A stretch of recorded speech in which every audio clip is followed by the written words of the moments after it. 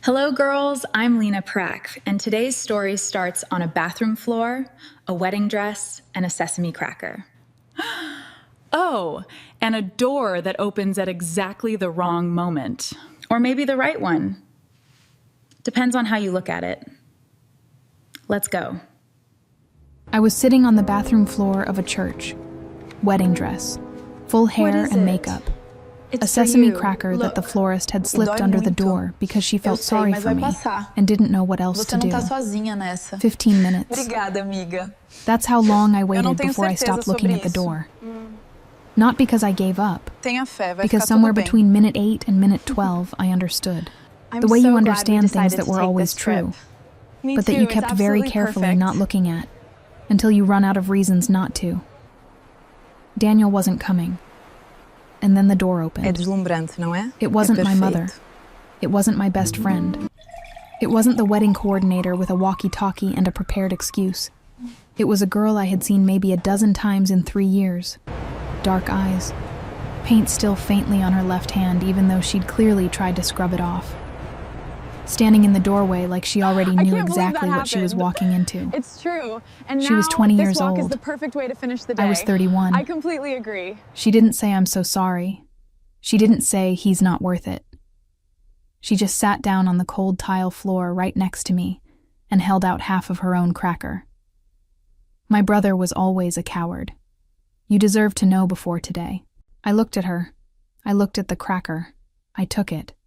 And that was the beginning of the most complicated, most inconvenient, most terrifying thing that has ever happened to me. Her name was Mel, and I had no idea what I was in for. Subscribe so you don't miss what comes next. And leave a comment. What would you have done in that bathroom? I read every single one. 3 years. That's how long Daniel and I were together.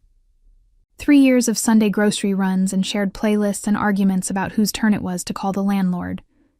3 years of building something that looked, from the outside, exactly like what you're supposed to build. Stable, predictable, safe. The kind of relationship that makes your mother exhale for the first time in years, and your friends stop asking if you're okay with that particular weight behind the question. Somewhere in those 3 years, I stopped asking myself if I was happy, and started asking myself if I was ready. Ready for the next step, ready for the apartment upgrade, ready for the dress, the flowers, the 200 people in pews on a Saturday afternoon in October. I was very, very good at being ready. The happy part I had quietly stopped checking on. Mel walked into that bathroom like she already knew what she'd find. No gasp, no hand over her mouth. No, oh my God, are you okay in that pitch? People use when they want to help, but mostly want to be seen helping. She just stepped inside, took one look at me on the floor in $4,000 worth of dress, and sat down right next to me, back against the wall, legs stretched out, like we were killing time somewhere unremarkable, and she'd simply chosen the spot beside mine. I had met her maybe 11 times in 3 years, always at the edges of things, the one refilling water glasses before anyone asked, the one laughing at the wrong moments and meaning it, always with paint on her hands regardless of the occasion, or how hard she'd clearly tried to scrub it off before arriving. She existed in my life the way background music exists. Present. Unexamined. She held out half of her cracker without a word. I took it without a word. We sat in silence for what felt like a full minute, and when she finally spoke, she didn't soften it. Didn't package it in layers of sorry, and I can't imagine, and if there's anything I can do. She just said it, flat and clear and completely without performance. My brother was always a coward. You deserve to know before today. I had been holding it together remarkably well up to that point. The waiting. The realization. The florist's pity cracker. The sound of 200 people slowly understanding that something had gone wrong on the other side of a door. I had processed all of it with a kind of numb, functional calm. But those 2 sentences cracked something open, not because they were cruel, but because they were the first honest thing anyone had said to me all day. Maybe longer than that. How long did you know? I asked. The pause before her answer told me everything. Long enough, she said.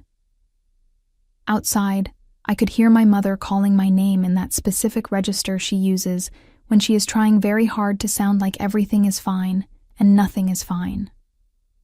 The whole machine of the day I had spent 14 months building was grinding to a halt on the other side of a single bathroom door. And I was sitting on cold tile next to a 20-year-old with paint still faintly visible on her left hand, eating half a cracker and, this is the part I still can't fully explain, not wanting to move. Not because I was in shock. Because for the first time in a very long time, nobody in the room was asking me to perform anything. She wasn't waiting for me to cry so she could comfort me. She wasn't waiting for me to be strong so she could admire me. She wasn't waiting for anything.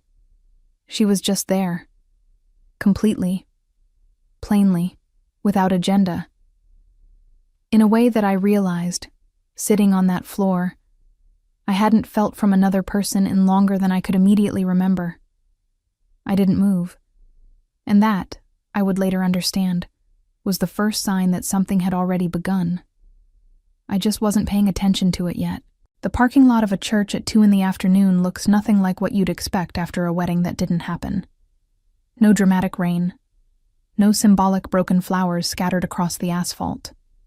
Just regular October sunlight, a catering van idling near the side entrance, and approximately 40 people pretending very hard not to look at me while absolutely looking at me. My mother was 12 feet away, having what appeared to be a controlled but escalating conversation with my Aunt Linda, who has strong opinions about everything and had apparently decided that today was not the day to keep them to herself. The wedding coordinator was on the phone. The florist was still holding a clipboard like it might protect her from the situation. I was leaning against the passenger door of a car I didn't recognize, still in the dress, and Mel was standing next to me like a person who had nowhere else to be and had decided this was fine. Nobody came directly at me. I think my mother had established some kind of perimeter, which I was grateful for in the way you're grateful for things you'll never actually acknowledge out loud. You don't have to decide anything right now, Mel said. I know, I said. I'm just saying. There's no correct next move here. I know that too. She nodded, looked out at the parking lot. She had this quality, I was starting to notice it, of being completely comfortable inside silences that most people would rush to fill. I had spent 3 years with a man who needed the television on as background noise at all times, who got restless in quiet rooms, who once described a particularly peaceful Sunday afternoon as kind of depressing. The contrast was not subtle. It was Mel who brought up the honeymoon. She didn't ease into it. She just said it, the way she said most things, directly, without decorative language, like she'd already thought it through and was presenting the conclusion rather than the process. The trip is still yours, she said. Santorini. It's all paid, non-refundable. I stared at the catering van. I know it's paid, I said. I'm the one who paid for it. Then don't let him ruin that too. I turned to look at her. She was watching me with an expression I couldn't immediately categorize. Not pitying, not challenging, not performing concern. Just steady, like she'd already decided something and was waiting to see if I'd catch up. Mel, I'm serious. You're suggesting I go on my honeymoon. I'm suggesting you go on a trip to Santorini that you planned and paid for and deserve to take. That is the same thing. It really isn't, she said. I looked back at the parking lot. My Aunt Linda had produced a notepad from somewhere, which meant the situation had officially entered a new phase.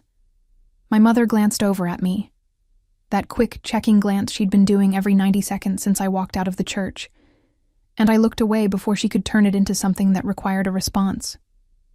The thing about grief, and I'm using that word loosely, because what I felt in that parking lot wasn't exactly grief.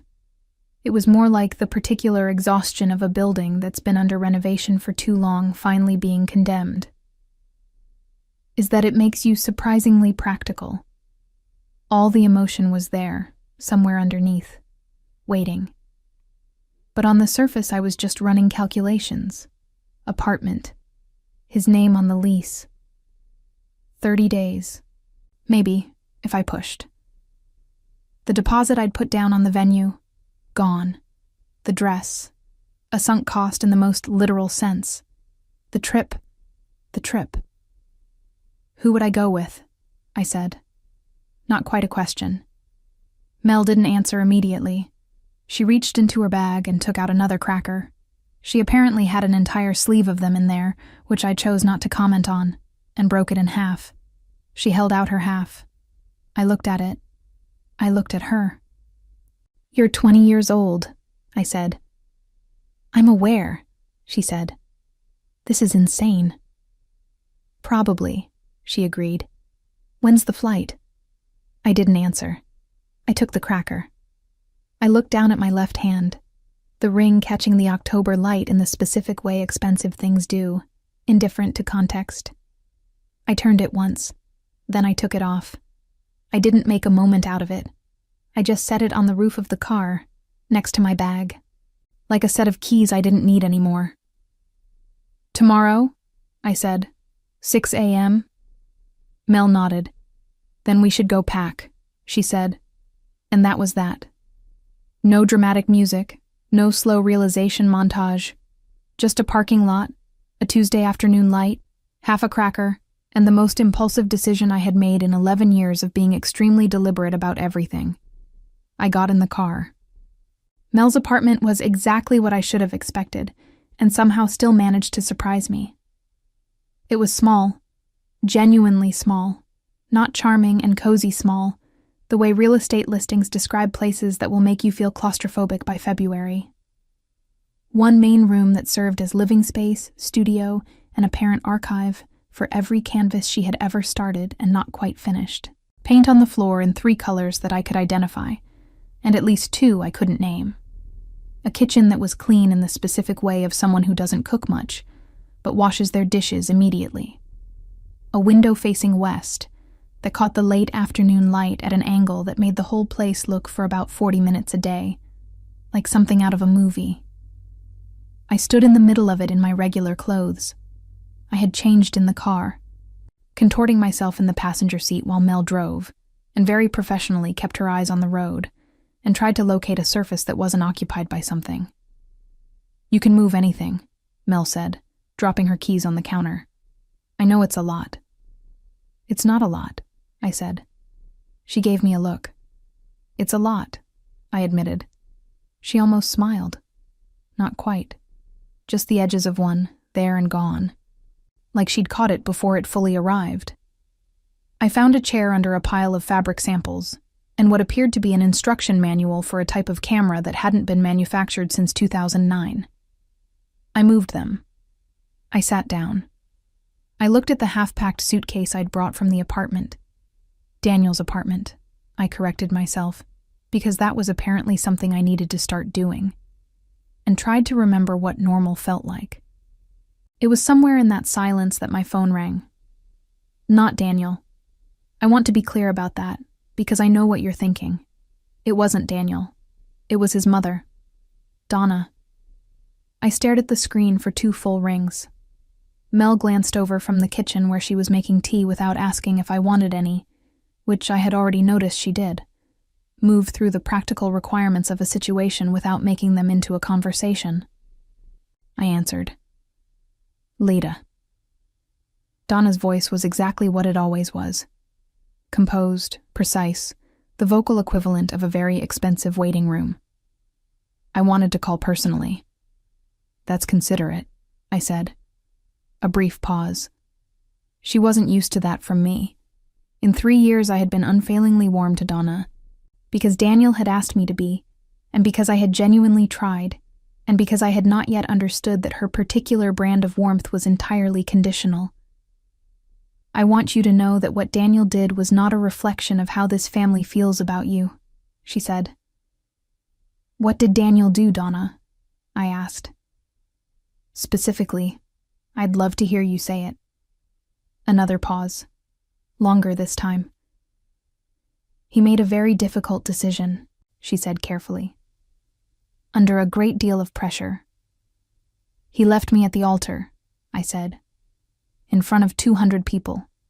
with a florist who had to give me a cracker because nobody else thought to check on me. Lita. I'm not angry, I said, which was true in the way that things are true when the anger hasn't arrived yet, and you're operating on something colder and more efficient. I just want to make sure we're describing the same event. What followed was approximately 4 minutes of Donna explaining, in carefully managed language, that she hoped I would be discreet about the circumstances, that the family had a great deal of respect for me, that she trusted I understood how these situations could be complicated, and that she was certain I would handle this with the grace she had always admired in me. She did not say she was sorry. Not once. I hung up. The apartment was very quiet. Mel set a mug of tea on the table next to me without a word. She didn't sit across from me with an expectant expression. She didn't ask what Donna had said. She just settled onto the floor nearby, her back against the couch, her own mug between both hands, looking at nothing in particular. I stared at the tea. She knew, I said. Not a question. Yes, Mel said. Before the wedding. Yes. I absorbed that. It took a moment. Not because it was surprising exactly, but because there's a difference between suspecting something and having it confirmed by the silence of someone who was there. Mel's yes wasn't an opinion. It was testimony. How long before? I asked. Long enough to have stopped it, she said. She chose not to. I picked up the tea. It was too hot to drink, but I held it anyway, letting the warmth come through the ceramic into my palms, which had gone cold somewhere between the parking lot and here. Outside, the light through the west window was doing its 40-minute magic trick. The canvases around me caught it in different ways. Some of them glowing, some of them shadowed, all of them unfinished. Why are you telling me this? I said. You didn't have to. Mel looked at me then, directly, the way she did most things. Because you asked, she said, and because you deserve actual answers instead of managed ones. I didn't say anything for a while after that. We sat in the strange quiet of her apartment, me in the rescued chair, her on the floor, the tea going from too hot to exactly right. And at some point I realized I wasn't bracing for the next thing anymore. Wasn't calculating, wasn't preparing a response to something that hadn't happened yet. Look. I was just sitting in a room with another person, in the aftermath of the worst day of my adult life. And it felt not okay, not even close to okay, but bearable in a way I hadn't expected. When I finally went to bed, I was almost asleep before I remembered. Me too, it's absolutely perfect. 20 years old. I stared at the ceiling for 4 minutes. Then I went to sleep anyway. The honeymoon suite had a sign on the door. A little card, slipped into the brass holder, handwritten in the kind of cursive that hotels only use when they want you to feel like the occasion deserves it. Welcome, Mr. and Mrs. Vasquez. We hope this day is everything you dreamed. I stared at it for longer than was probably healthy. Mel read it over my shoulder, said nothing, It's true. and then now, very calmly this walk reached is the out and perfect way slid to the card finish out of the day. holder, I completely folded agree. it once, and put it in her jacket pocket. What are you doing? I said. Removing a variable, she said, and opened the door. The suite was, and I say this as someone who had spent 14 months planning what this moment was supposed to look like, absurd. Not in a bad way. In the way that things are absurd when reality delivers exactly what you ordered, but the context has shifted so completely that it no longer resembles the original request. Floor-to-ceiling windows. The caldera below, impossibly blue, like someone had decided to paint the Mediterranean on a day they were feeling ambitious. Flowers on every surface. White, arranged with the kind of precision that requires a separate meeting to discuss. A bottle of champagne and ice. 2 glasses. 2. Mel walked straight to the window like the flowers, and the champagne, and the 2 glasses were entirely unremarkable, and stood there looking at the view with her hands in her pockets. Mel. It's beautiful, she said. There are 2 champagne glasses. There are also 2 of us, she said, still looking at the view.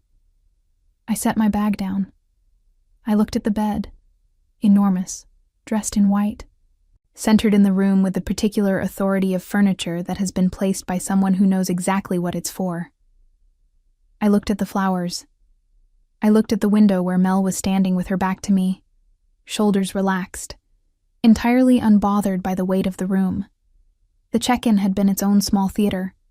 The woman at the front desk, immaculate, professional, the kind of smile that costs something to maintain, had looked at the reservation, looked at us, recalibrated invisibly, and said welcome with the practiced warmth of someone who had seen most things and decided long ago not to be surprised by any of them. She had handed us 2 key cards. She had wished us a wonderful stay. Mel had thanked her like it was the most ordinary transaction in the world. I had stared at a potted orchid near the desk and tried to remember how to look like a person. Now in the suite, I sat down on the edge of the bed, the side closer to the door, which felt important for reasons I didn't examine, and tried to locate my bearings. "We should establish some things," I said. Mel turned from the window. "Like what?" she said. "Like..." I gestured at the room, at the singular, enormous, flower-covered, champagne-adjacent bed. "This." She looked at the bed, looked at me, looked back at the bed. "I can sleep on the couch," she said. "There isn't a couch. The chair. Mel, it's a decorative chair. It's the size of a medium dog." She pressed her lips together. I could tell she was trying not to smile, and I found that, against my better judgment, against every reasonable instinct I had, on the first full day after the worst thing that had happened to me in a decade, I found it funny. Not ha-ha funny. The other kind. The kind that comes up from somewhere unexpected and bypasses all your defenses because you're too tired to maintain them. I laughed, just briefly, just once. Mel's almost smile arrived fully this time, and it was... I'm going to be factual about this because I refuse to be dramatic. It was a very good smile. The kind that changes a face. The kind that suggests the person wearing it has a whole interior life you've only seen the surface of. I looked away. "We'll figure it out," I said. "We always do," she said, which was interesting, because we had known each other for approximately 36 hours at that point, and had not technically figured out anything together yet. But she said it with such complete certainty that I didn't correct her. We ordered room service instead of using the restaurant reservation Daniel had made. We ate on the floor in front of the window, Mel cross-legged, me with my back against the bed, the caldera turning pink and then orange and then a deep violet as the sun dropped behind the rim. She told me about a summer she had spent in Portugal at 19, sleeping on someone's floor, learning to paint the ocean. I told her about the year I had spent in an office in Michigan, doing work I was good at and completely indifferent to, which was how I had ended up in Chicago, which was how I had ended up at a dinner party where I met Daniel, which was how I had ended up here. "Do you regret it?" she asked. "All of it, I mean, not just him." I thought about it honestly, which was something I hadn't done in a while. "I regret that I confused comfortable with right," I said. "I don't regret Chicago. I don't regret the work I built there. I just regret letting the other stuff become the whole story." Mel nodded slowly, looking at the window. "What would the whole story look like," she said, "if you got to write it?" I didn't have an answer. Not a real one. But the question stayed with me, sat down somewhere behind my sternum, and made itself comfortable in the way that good questions do. The ones that aren't looking for an immediate response but are simply marking a place in you for later. We figured out the bed the way practical people figure things out. A pillow barrier that neither of us mentioned and both of us understood. I lay in the dark, listening to Mel's breathing slow into sleep, and stared at the ceiling and thought about almost nothing, which was the closest I had come to peace in a very long time. Outside, the Aegean was doing whatever the Aegean does at night. I was asleep before I could think about any of it too hard. Nobody tells you that Santorini smells like salt and oregano and something else underneath that you can't name, but that makes you feel, inexplicably, like you've been here before. The boat was smaller than I expected. Not a yacht. A wooden thing, old and honest, with a local guide named Stavros, who had the energy of a man who had seen 10,000 tourists fall in love with his island and had made peace with being peripheral to all of it. There were 6 other passengers. A couple from Germany who held hands with the comfortable ease of people who had been doing it for decades. 2 women from Brazil who laughed constantly and took photographs of everything, including the life jackets. An older man traveling alone who read a paperback the entire time and spoke to no one, which I respected enormously. Mel was at the railing before we'd cleared the harbor. I watched her from my seat, the way she leaned forward slightly, elbows on the wood, hair moving in the wind off the water, completely absorbed in the caldera walls rising around us like something geological and indifferent, and beautiful in the way that things are beautiful when they've existed long enough to stop caring whether anyone notices. She had her small sketchbook. She wasn't drawing yet, just looking, with that quality she had of looking at things as if she were memorizing them for later. I went and stood next to her. The water below was a color that shouldn't exist outside of paintings. Dark blue at the center, shifting to green near the volcanic rock, catching the morning light in a way that made it look like it was lit from underneath. Stavros was explaining something about the caldera formation. Millions of years, collapsed volcano, one of the largest eruptions in recorded human history. And his voice had the cadence of someone who has said the same true thing many times and still means it. "Did you know," Mel said, not looking up from the water, "that the whole island is essentially the rim of a volcano that blew itself apart?"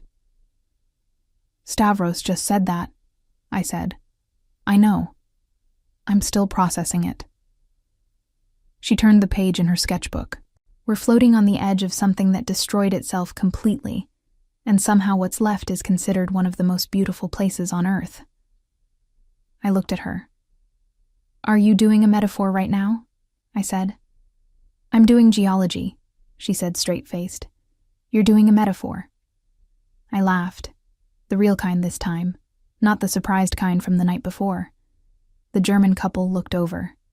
Mel finally smiled, fully, and bent over her sketchbook and started drawing something I couldn't see from the angle I was standing. The boat moved deeper into the caldera. Stavros brought out wine around noon, local, white, cold in the specific way that wine is cold when the bottle has been sitting in seawater. He handed glasses around. Mel took hers and examined the color of it against the sky, with the focused attention she gave most things. I took mine and drank it too fast, because the view was doing something to my chest that I didn't have adequate language for, and the wine seemed like a reasonable response. We drifted. The 2 Brazilian women were singing something quietly. The man with the paperback had not looked up once. The German couple had stopped holding hands, and were now standing with their shoulders touching in that other way couples stand, the way that doesn't require contact to communicate it. I was aware, in the peripheral, careful way I had been managing all morning, of exactly how close Mel was standing. Not close in a way that required acknowledgement, just present. The warmth of another person on your left side when the wind off the water is colder than it looks. The specific awareness of someone in your radius that your body registers before your mind gets involved. She reached over, not dramatically, not with any particular intention announced in advance. She just reached over and tucked a strand of hair back from my face. The wind had been pulling it across my eyes for the last 10 minutes, and I had been ignoring it. And her fingers were briefly, lightly against my temple, and then gone. 3 seconds. Maybe less. The wine glass in my hand became very interesting. "Sorry," she said. "It was bothering me." "It was bothering you," I repeated. "You kept doing this." She demonstrated. A vague swipe at her own face. "Every 40 seconds. It was distracting. From what? I said. You were drawing. I was drawing and being distracted, she said. I can do both. I looked at her. She looked at me. The caldera was doing its impossible thing all around us, and Stavros was saying something about the pumice stone, and the Brazilian women had stopped singing, and the only sounds were the water and the engine and the older man turning a page. The moment stretched. Not uncomfortably. That was the thing. It stretched the way certain silences stretch when two people are in them together, and neither of them is afraid of what's inside it. And I was aware, clearly, precisely, with the particular clarity that arrives right before you do something you can't take back, of what was happening. And then Stavros announced the return to port. The spell, or whatever it was, didn't break dramatically. It just released, quietly, the way tension releases when something external interrupts it and gives you back your breathing room. Mel looked back at the water. I looked at my wine. The boat turned. On the walk back to the hotel, we didn't talk about it. We talked about the geology.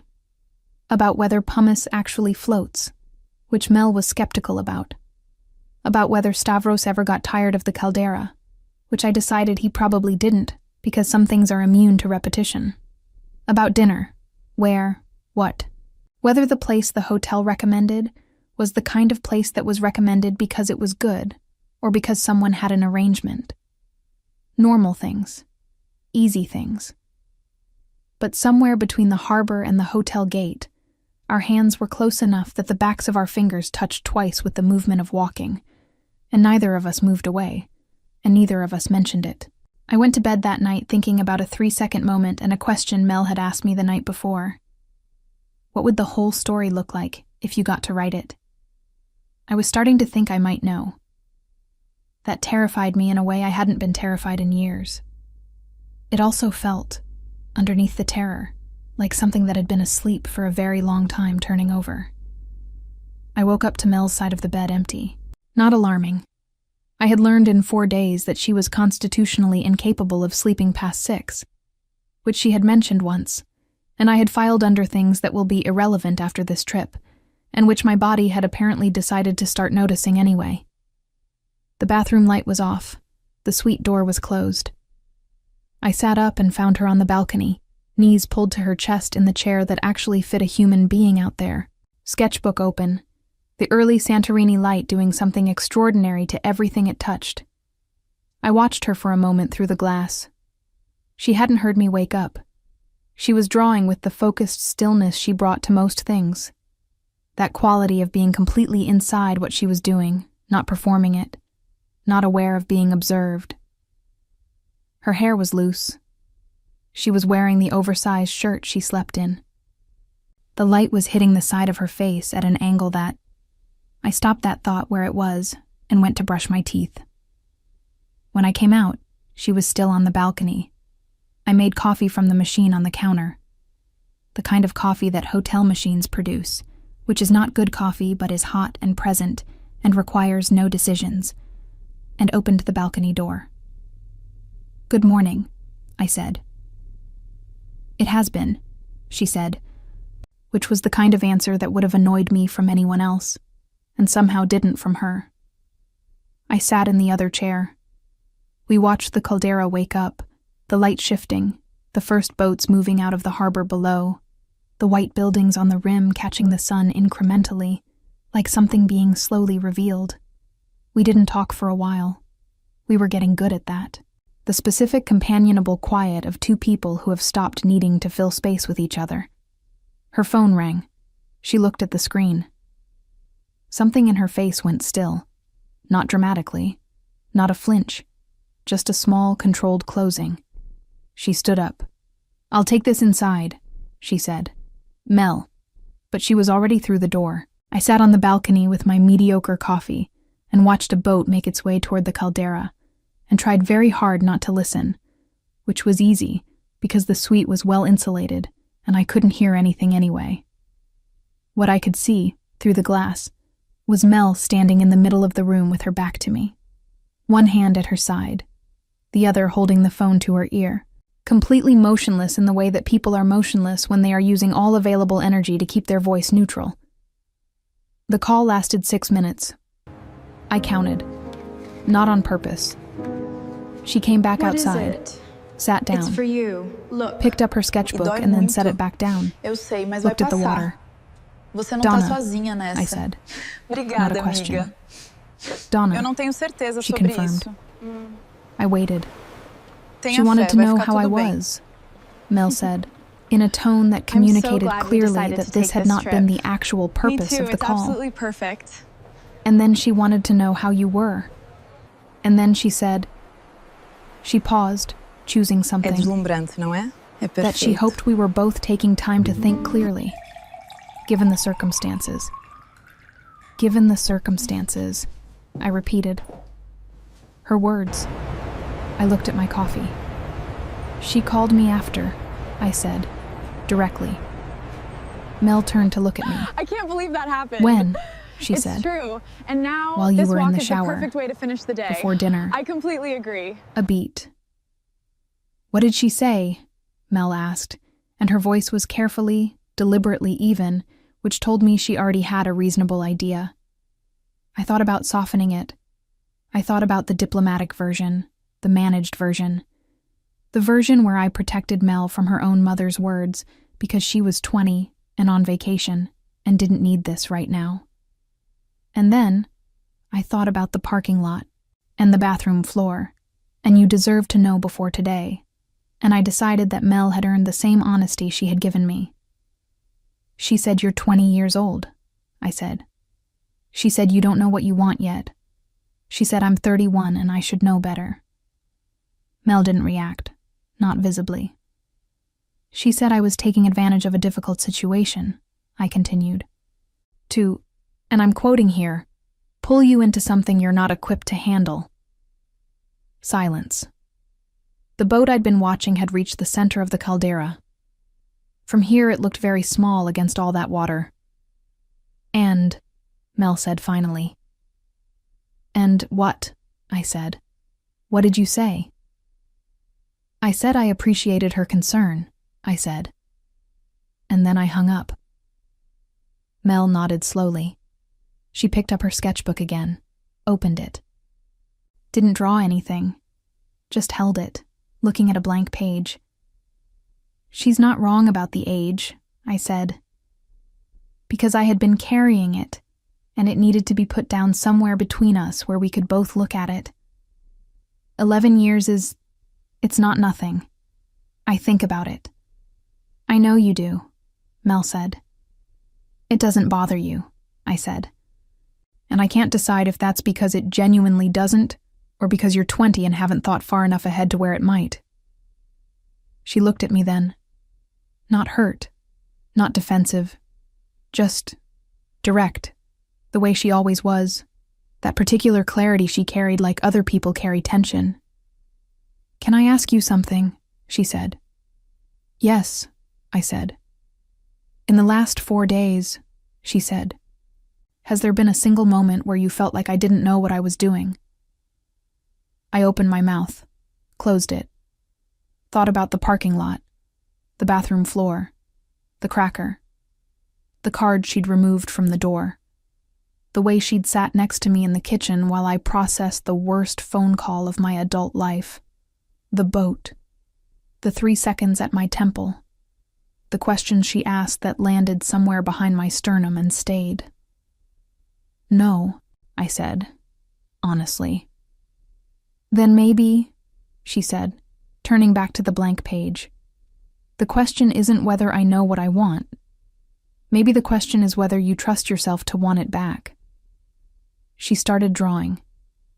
I sat with that for the rest of the morning.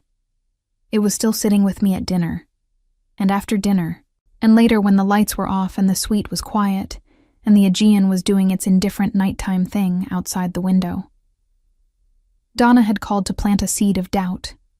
The problem, and I was beginning to understand this with a clarity I found both clarifying and inconvenient, was that the doubt wasn't about Mel. It had never been about Mel. It was about me. About whether I was allowed to want something that didn't fit inside the life I had spent 11 years carefully constructing. About whether a woman who had planned her wedding down to the shade of white on the napkins was permitted to be surprised, at 31, by something she hadn't planned for at all. I stared at the ceiling.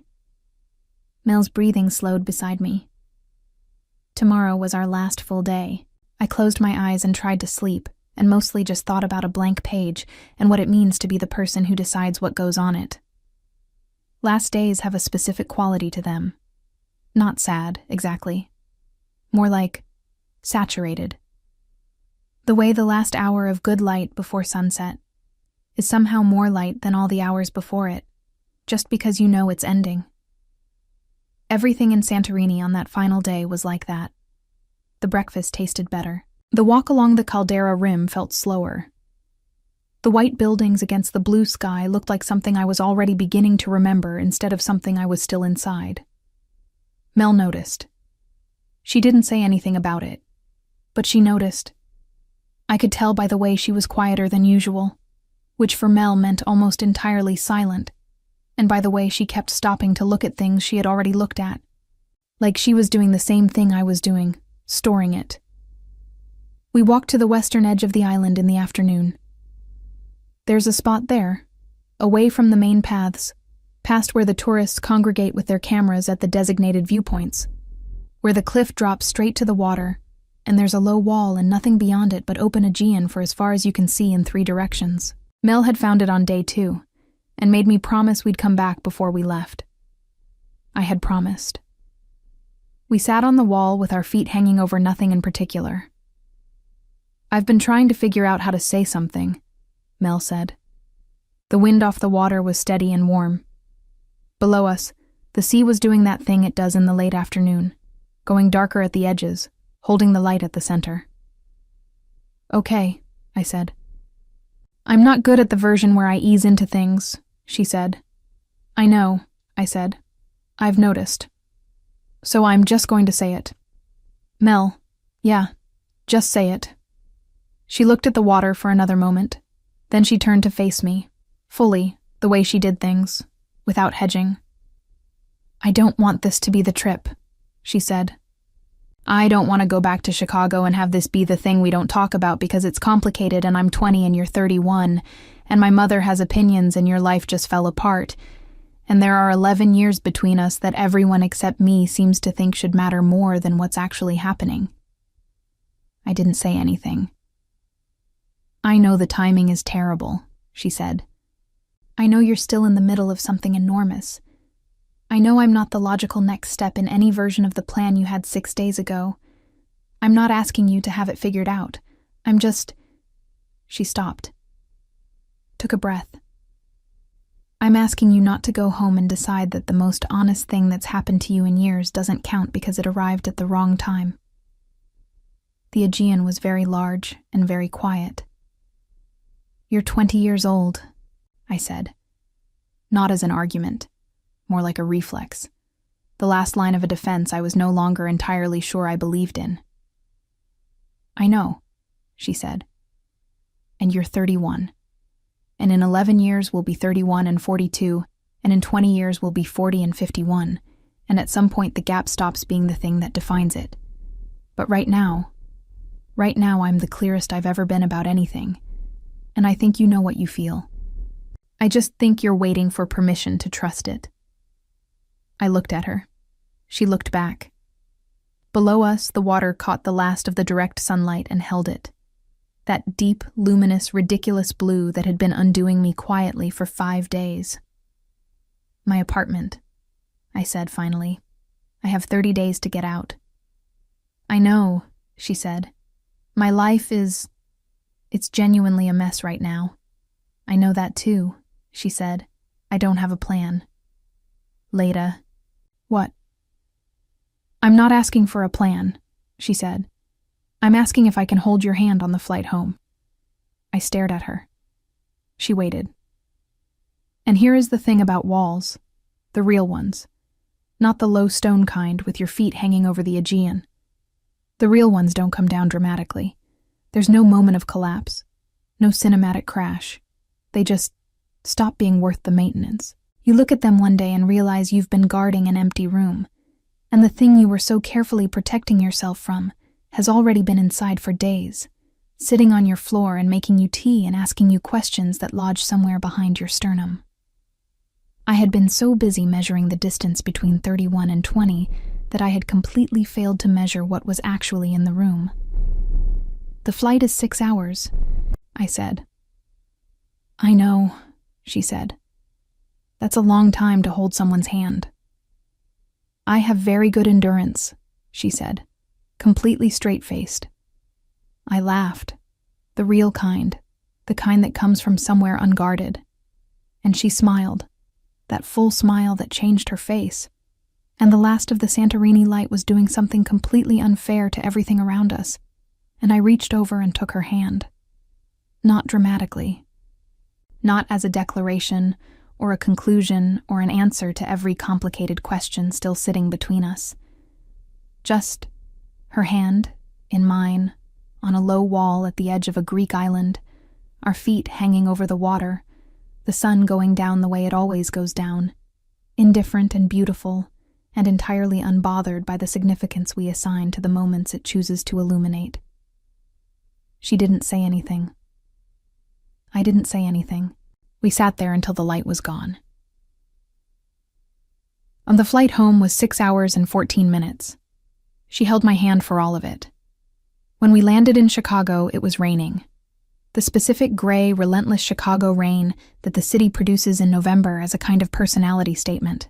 We stood at baggage claim with our suitcases, and the particular quiet of two people who have just returned from something and are now standing in the ordinary world trying to remember how it works.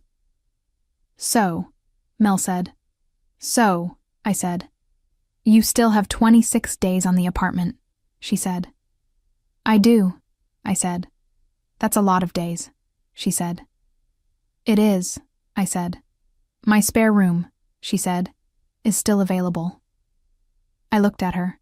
She was watching me with that steady, unhurried expression. Not pushing, not performing patience, just present.